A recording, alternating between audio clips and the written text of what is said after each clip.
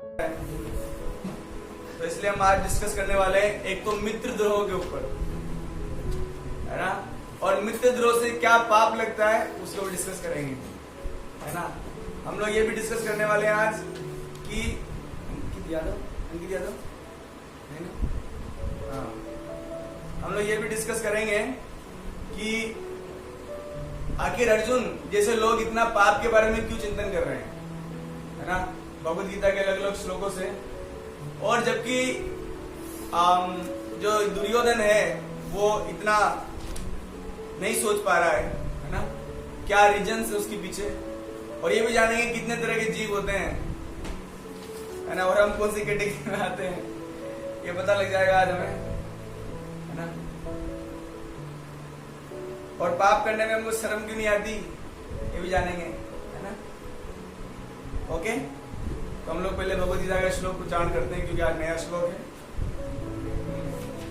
श्लोक संख्या 37 और 38 भगवद गीता, लगता नहीं आज आधे घंटे कम्प्लीट होगा। भगवद गीता अध्याय 1 श्लोक संख्या 37 और 38 श्लोक का उच्चारण करेंगे। अर्जुन वाच, अर्जुन कहते हैं यदि अपि एते न पश्यन्ति लोभ उपरहत चेतसा, यदि अपि एते न पश्यन्ति लोभ उपरहत चेतसा,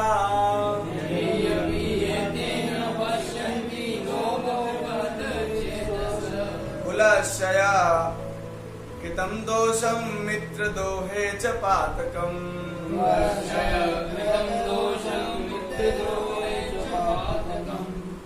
कथं न ज्ञेयम् अस्माभिः पापादस्मात् निर्वृतुम्,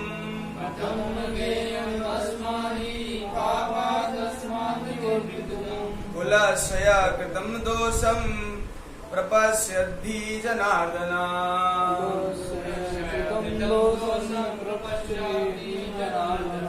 अनुवाद दोहरा सकते हैं, हे जनार्दन, यद्यपि लोभ से अभिभूत चित्त वाले ये लोग अपने परिवार को मारने या अपने मित्रों से द्रोह करने में कोई दोष नहीं देखते, किंतु हम लोग जो परिवार के विनष्ट करने में अपराध देख सकते हैं, ऐसे पाप कर्मों में क्यों प्रवृत्त हो। तात्पर्य सुनिएगा। क्षत्रिय से आशा की जाती है, कई लोग पूछते ना कि युधिष्ठिर महाराज ने जुआ क्यों खेला, है ना, तो उसके उत्तर में जो भाई पहले लाइन लिख रहे हैं, क्षत्रियों से आशा नहीं की जाती कि वो अपने विपक्षी दल द्वारा युद्ध करने या जुआ खेलने का आमंत्रित किए जाने पर मना करे।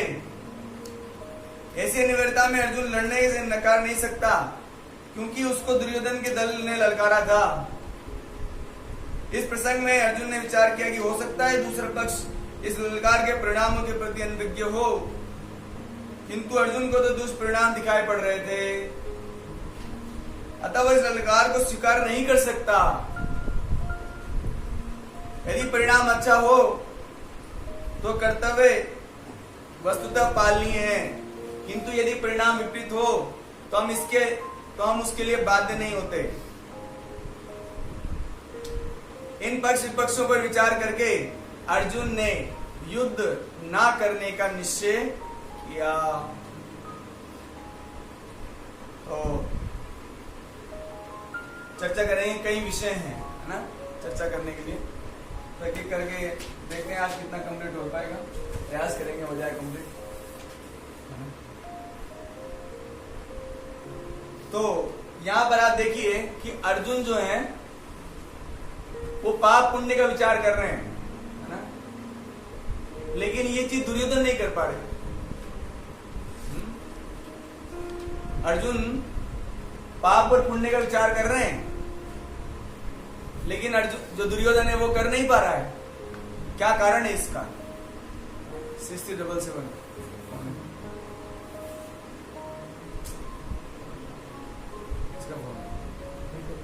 इसका फोन है 6077 कोई, ठीक है। हाँ, तो क्या कारण है इसका? आप लोग से पहले प्रश्न एक एक करके बता सकते हैं। बताइए कि अर्जुन, प्रश्न सुनिए पहले। प्रश्न ये है कि हाँ, अर्जुन जो है वो तो पाप के बारे में विचार कर पा रहे हैं, लेकिन दुर्योधन और जो दुर्योधन के समकक्ष हैं वो लोग पाप का विचार क्यों नहीं कर पा रहे? हाँ,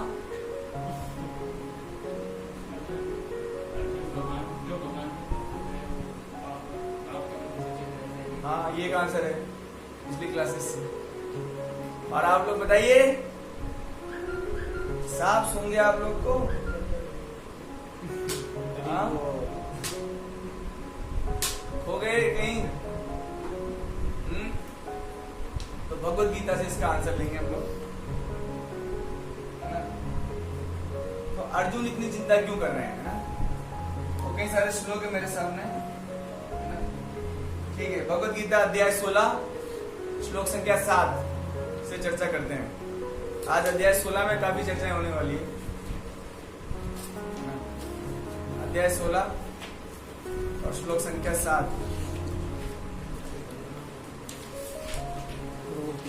तो भगवान इस अध्याय में श्लोक संख्या 7 में कुछ बात कहते हैं जो वो सुनने लायक है। वो कहते हैं, प्रवृत्तिम च निवृत्तिम च जना न विदुर असुरा। क्या कहते हैं? प्रवृत्तिम च निवृत्तिम च जना न विदु असुरा। ना विदु, नहीं जानते। कौन? असुर। क्या नहीं जानते? प्रवृत्तिम च निवृत्ति, क्या करना है और क्या नहीं करना, ये वो नहीं जानते, है ना? क्यों नहीं जानते? क्यों नहीं जानते वो? क्योंकि उनका डीएनए खराब हो चुका है, उनका सॉफ्टवेयर खराब हो चुका है। इसी श्लोक में आप जब ऊपर वाले श्लोक पे जाते हो, आप इसी में 16 अध्याय में ऊपर, तो वहां भगवान कहते हैं, दो भूत सर्गो लोके यस्मिन देवे असुरा एव च। इस संसार में 2 तरह के प्राणी हैं, एक सुर, एक असुर। सुर मतलब देवता और असुर मतलब, तो हमारी चर्चा हो रही है आज इसमें, है ना? अब यहां पर ये प्रश्न उठता है कि अर्जुन के अंदर ऐसा क्या है कि वो इतना कुछ सोच रहे हैं, चिंतन कर रहे हैं। तो इसके लिए हमको जाना पड़ेगा इसी अध्याय 16 के श्लोक संख्या 1, 2 और 3 पर। वहां भगवान देवताओं के गुण समझाते हैं। क्या समझाते हैं? देवताओं के गुण। श्लोक 1, 2, 3 अध्याय 16, वहां भगवान समझाते हैं, एक देवताओं का गुण होता है ज्ञान योग व्यवस्थितः। ज्ञान योग व्यवस्थितः, इसका मतलब कि जो आध्यात्मिक ज्ञान के अनुशीलन में लगे हैं। मतलब आध्यात्मिक ज्ञान उसी इसलिए ज्ञान नहीं करते कि उनको ज्ञान चाहिए, वो शास्त्र इसलिए पढ़ते हैं ताकि वो शास्त्रों को अपने जीवन में अपनाएं। ऐसा क्यों है उनके अंदर? ऐसा स्वभाव क्यों है उनका? क्योंकि वो देव प्रकृति के हैं। जिस भी व्यक्ति में देव प्रकृति होता है वो शास्त्र को ढूंढता है, शास्त्र के अनुसार अपना जीवन व्यापन करना चाहता है, शास्त्र का पालन करना चाहता है। ये देव प्रकृति के व्यक्तियों के अंदर ये गुण पाया जाता है स्वाभाविक रूप से। और क्या अर्जुन का गुण था? यज्ञ। इसमें भगवान समझाते हैं यज्ञ, यानी कि वो यज्ञ करना चाहते हैं बाय नेचर, देव प्रकृति के लोग जो हैं। फिर आगे लिखा हुआ स्वाध्याय, स्वाध्याय करना चाहते हैं, वेद अध्ययन करना चाहते हैं, है ना? एक गुण है देव प्रकृति के लोगों का त्याग। त्याग करने में सुख ढूंढते हैं, और असुर प्रकृति किस में सुख ढूंढते हैं? भोग में। तो आज का विषय ये भी कि डिफरेंस पता लगाएं देव प्रकृति और अपने आप को देखेंगे हम लोग कौन सी प्रकृति में आते हैं, देव प्रकृति में आते हैं या असुर प्रवृत्ति में आते हैं, या कितना परसेंटेज असुर है और कितना परसेंटेज देव है, इसको आप लोग कैलकुलेट कीजिए। फिर इसके बाद में देव प्रकृति के लोगों का एक गुण होता है दया, इसी श्लोक में आता है। इसीलिए अर्जुन सोच रहे हैं कि सभी जीवों को दया करने का बात सोच रहे हैं अर्जुन। फिर एक गुण आता है अलोलुप्तम, यानी लोभ विहीनता।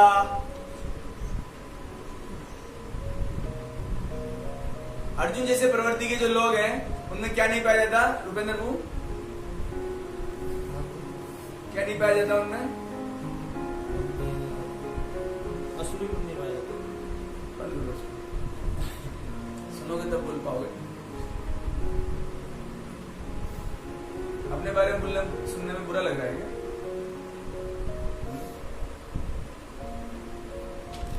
लोभ विहीनता अर्जुन जैसे देव पुरुषों के अंदर पाया जाता है। लेकिन जो दुर्योधन जैसे लोग हैं ना, वो जन्मजात असुर हैं। और इस श्लोक में भी आया है ये बात। क्या आया है इस श्लोक में? हाँ, लोभ उपरहत चेतसः, जिस श्लोक को हम लोग अध्ययन कर रहे हैं अभी, उस श्लोक में अर्जुन इस बात को कहते हैं कृष्ण को। क्या कहते हैं रुपेंद्र बू?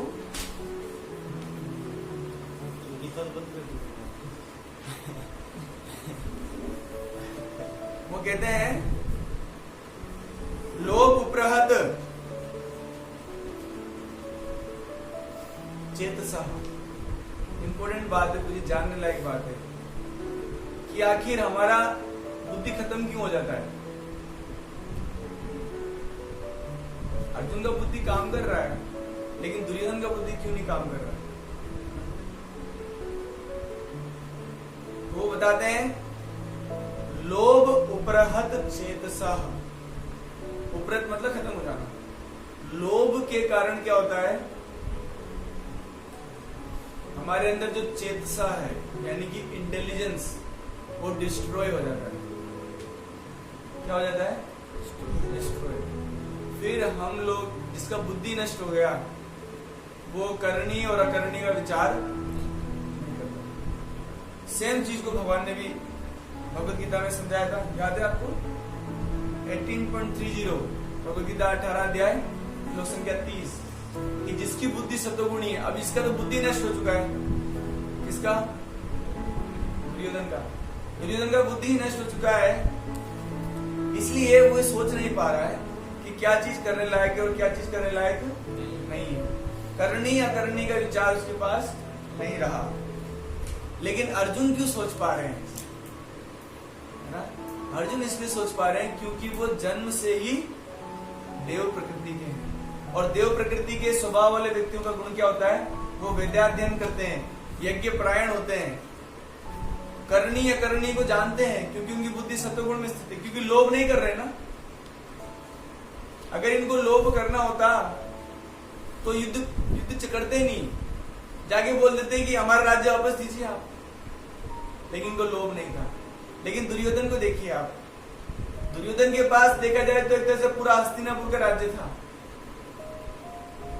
फिर भी उसने जब राष्ट्रीय यज्ञ में इंद्रप्रस्थ का वैभव देखा तो उसको लोभ हो गया, है ना?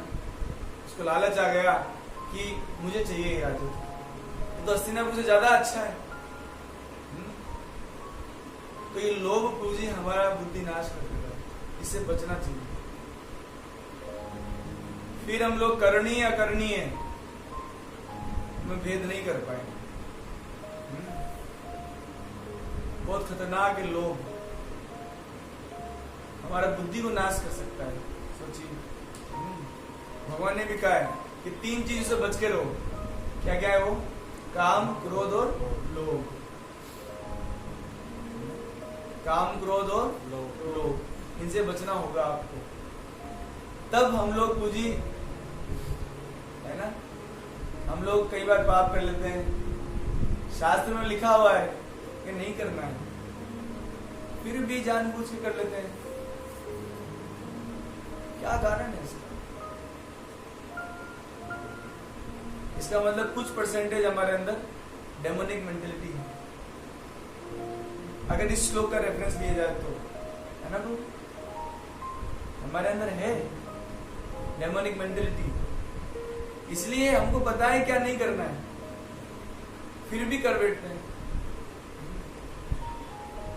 इसमें सुधार की आवश्यकता है ना? हमें भक्ति का और तीव्र अभ्यास करना होगा, जिससे हमारे अंदर जो असुर प्रवृत्ति है वो खत्म हो। ओके, आप देखिए अर्जुन इतना हद तक पाप से डर रहे हैं। क्या व्यक्ति है वास्तव में, आइडियल पर्सन।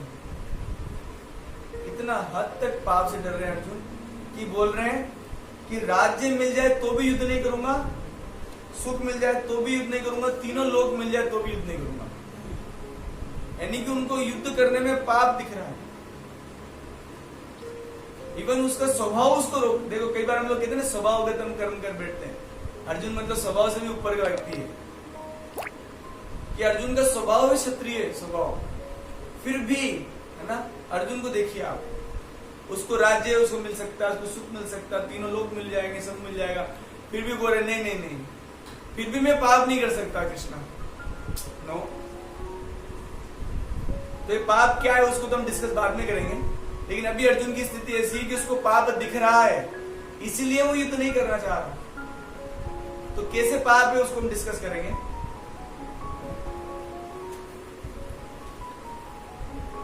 हाँ,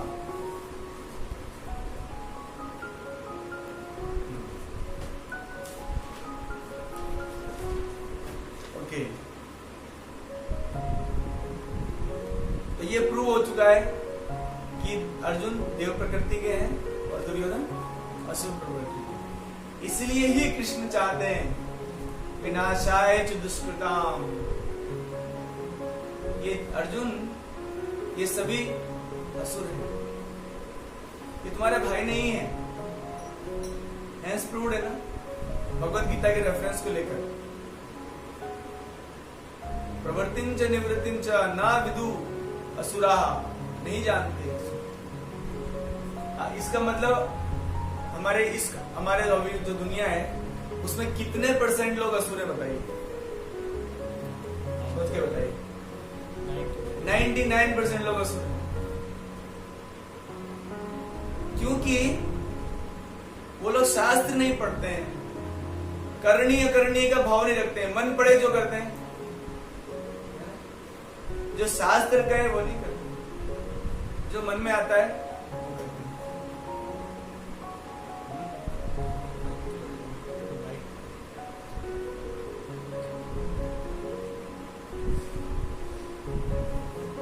जो शास्त्र कहते हैं वही करते हैं। ये बात इंपॉर्टेंट है, लेकिन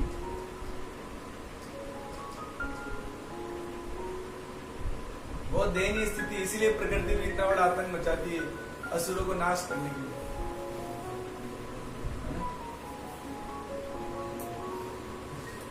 तो कृष्ण का क्या काम है, क्यों आते हैं कृष्ण इस संसार में? परित्राणाय साधूनां विनाशाय च दुष्कृतां।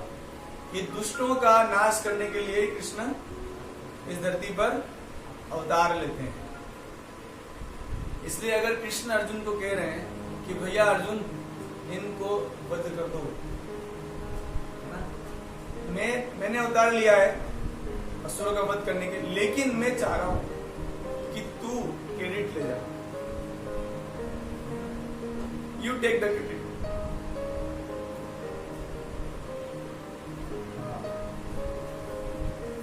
अब इस चीज को हम डिस्कस करेंगे कि अर्जुन को युद्ध करने में पाप नजर क्यों आ रहा है। अर्जुन को युद्ध करने में पाप नजर क्यों आ रहा है, इसको हम लोग डिस्कस करेंगे। तो अर्जुन इस श्लोक में दो चीजें बोल रहे हैं, है ना। एक तो कुलस्य कृतम दोषम, क्या क्या बोल रहे हैं अर्जुन? कुलस्य कृतम दोषम, और दूसरा मित्रद्रोहे च पातकम, मित्रद्रोह। इसका मतलब ये है कि ये दोनों चीजें, क्योंकि अर्जुन सोच रहे हैं, तो इन दोनों से पाप लगता है। कैसे लगता है इसको डिस्कस करेंगे कि कुल से होने से क्यों पाप लगता है और मित्रद्रोह करने से पाप क्यों लगता है, इसको डिस्कस करेंगे। तो जब कुल से हो जाता है ना प्रभु, तो उसमें जो पुत्र आदि हैं, है ना, क्योंकि आप देखिए महाभारत के युद्ध में अर्जुन ने बताया था कि मेरे पुत्र भी हैं। कौरवों के भी लड़के आए हुए थे और पांडवों के भी लड़के आए हुए थे। अगर ये सभी लोग इस युद्ध में मर जाएंगे, सारे पुत्र नष्ट हो जाएंगे, तो क्या नुकसान है, इसको डिस्कस करेंगे। तो पहले पुत्र की परिभाषा समझते हैं। पहले पुत्र शब्द की परिभाषा, तो शास्त्र में कहा गया है, पूत नाम नरकात् त्रायते इति पुत्रः। क्या कहा गया? पूत नाम नरकात् त्रायते इति पुत्रः, कि जो पुम नामक नरक से त्रायते उद्धार कर देते हैं, वो पुत्र होते हैं। तेरा मतलब उद्धार करना, और पुत्र मतलब नरक से। कैसे? क्योंकि कभी कभी हमारे पूर्वज, है ना, किसी पाप कर्म में पड़ने के कारण उन्हें प्रेत योनि प्राप्त होती है। प्रेत योनि मतलब शरीर तक प्राप्त नहीं होता, भूख प्यास से तड़पते रहते हैं। क्योंकि शरीर में इच्छा तो, मन में इच्छा तो रहेगा कि मुझे भूख प्यास को मिटाना है, लेकिन शरीर होगा तो भूख प्यास मिटेगा, तो बहुत तड़पते हैं। और इसीलिए कभी कभी वो अपने जो परिवार के लोग होते हैं उनको परेशान भी करते हैं। तब जब परिवार के पुत्र, है ना, जो परिवार के पुत्र हैं जितने भी, वो लोग, हाँ, वो लोग जब श्राद्ध वगैरह कार्य करते हैं और श्राद्ध को अर्पित करते हैं अपने पूर्वजों को, तब उन्हें शरीर प्राप्त, इसको बोलते हैं पुत्र। का मतलब क्या है? शास्त्र में कहा गया, पुत्र पिंडम प्रयोजनम, पुत्र पिंडम प्रयोजनम। इसलिए बहुत आवश्यक है कि पुत्र होना बहुत जरूरी है। गृहस्थ आश्रम में पुत्रियों के लिए नहीं बोला गया, पुत्र होंगे। इसीलिए लोग, जो आप देखिए सिस्टम थोड़ा सा बस बदल गया है। सिद्धांत लोग नहीं जानते, पुत्र चाहिए, ऐसा है ना। अभी होते पुत्र मतलब चाहिए कि हमारे को खिलाएगा पिलाएगा, पुत्री तो चली जाएगी दूसरे घर। ये कारण नहीं था वैदिक शास्त्र में। पुत्र इसलिए चाहिए ताकि वो नरक, अगर हमको नरक जाना पड़े तो हमारा उद्धार कर सके। अब सोचिए कि अगर इस महाभारत के युद्ध में जो हुआ भी सही, इस महाभारत के युद्ध में अगर सारे पुत्र लोग मर गए और मरे भी सही,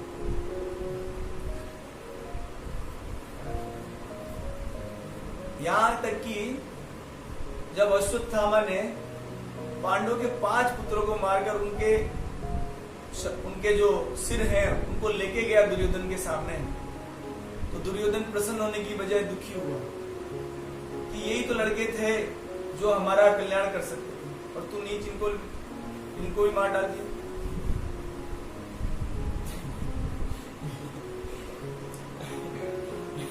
वही 5 लड़के थे पांडवों के। इतना नालायक था कि अंत में तो उसने गर्भ में कोई बच्चा है उसको मारने के लिए प्लानिंग था उसका।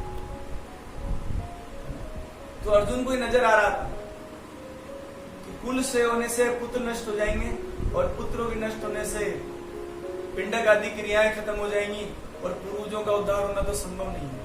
इसलिए हम बहुत बड़ा पाप करने जा रहे हैं कृष्णा, बहुत बड़ा। कितना सोच रहे हो, यानी कि उनकी बुद्धि बहुत तीक्ष्ण है, प्रवृत्ति और निवृत्ति को समझ रहे हैं, करनीय अकरणीय का विचार है उनके मन में, लेकिन दुर्योधन के अंदर नहीं। उसको तो बस भोग ऐश्वर्य प्रसक्ता नाम तया अपरत चेतसा, जिसका भोग और ऐश्वर्य में मन है उसका बुद्धि नष्ट हो जाता है। अपने आप को ही बचाइए कि भोग और ऐश्वर्य में मन ना जाए, नहीं तो बुद्धि नाश हो जाएगा। तो करना, करणीय और अकरणीय में भेद नहीं कर पाएंगे। अब दूसरा जो अर्जुन ने कहा कि एक पाप तो लगेगा कुल के क्षय होने से और दूसरा अपराध लगेगा, पाप लगेगा बबलू भैया मित्र दो के कारण, है ना। दूसरा अपराध लगेगा मित्र दो भी क्या पाप है, इसको जानेंगे आज, हो जाएगा। मित्र दो किस तरह से पाप है इसको डिस्कस करेंगे। अब यहां पर ये देखना है कि क्या दुर्योधन वगैरह जो लोग हैं वो मित्र दो कर रहे हैं या नहीं कर रहे? कर रहे हैं। कैसे?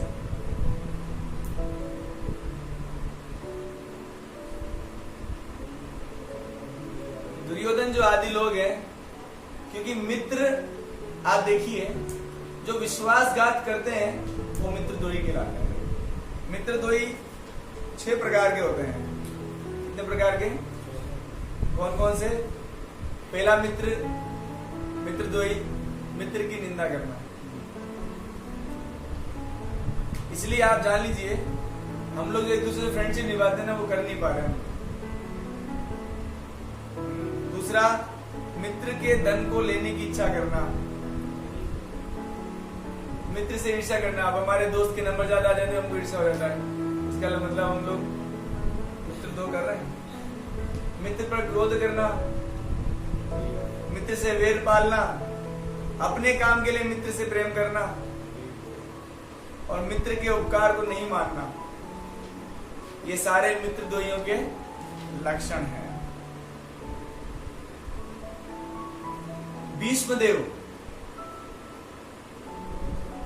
महाभारत में बहुत सारे पर्व हैं, तो शांति पर्व में भीष्मदेव युधिष्ठिर महाराज को बहुत सारे उपदेश दिए भीष्मदेव ने।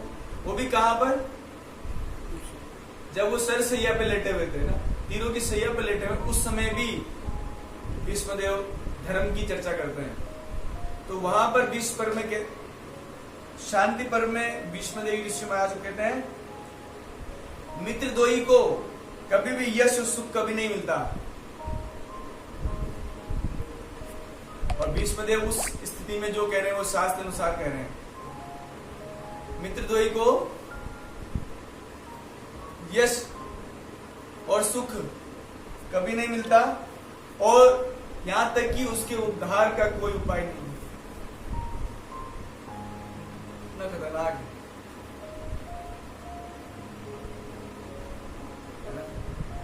मित्र दो के उद्धार का कोई उपाय नहीं। अब भगवान कृष्ण और भगवान राम के जीवन में हम देखते हैं उन्होंने मित्र दो किया कि नहीं किया। भगवान श्री राम ने दोस्ती की थी किससे? सुग्रीव जी से। और उसमें वो फ्रेंडशिप को निभाने के लिए फर्स्ट मित्र का काम किया। उन्होंने बाली को मार के ना उसको राज्य दिलाया। और भगवान की ईर्ष्या भी नहीं था, नहीं तो भगवान खुद बन जाते। भाई राजा को मारने वाला व्यक्ति राजा होता है, लेकिन उन्होंने कहा कि नहीं सुग्रीव आप बनिए, तो मित्र दो नहीं किया। इतना भगवान, और ऐसे कहते हैं कि मित्र के साथ व्यवहार कैसे करना चाहिए भगवान राम जी सीखे। हम लोग जो करते ना एक दूसरे की टांग खींचते हैं मित्रता में, ये मित्रता नहीं है। मित्रता में मित्र का सत्कार और पूजन किया जाता है, आदर सत्कार किया जाता है, then it is true friendship. Sugriva ji की इतनी मित्रता निभाई कि जब माता सीता को ले लेता वो पुष्पक विमान पर, जरूरत नहीं था सुग्रीव जी को अयोध्या ले जाने की, उनको तो किष्किंधा छोड़ देते, ड्रॉप कर देते रास्ते में। नहीं, मेरे साथ चलो। अयोध्या में इतना सत्कार करवाया सुग्रीव का, बहुत पूजन करवाया सबसे, दैट इज कॉल्ड मित्रता। तो मित्र का अपमान नहीं, मित्र का सम्मान किया जाता है।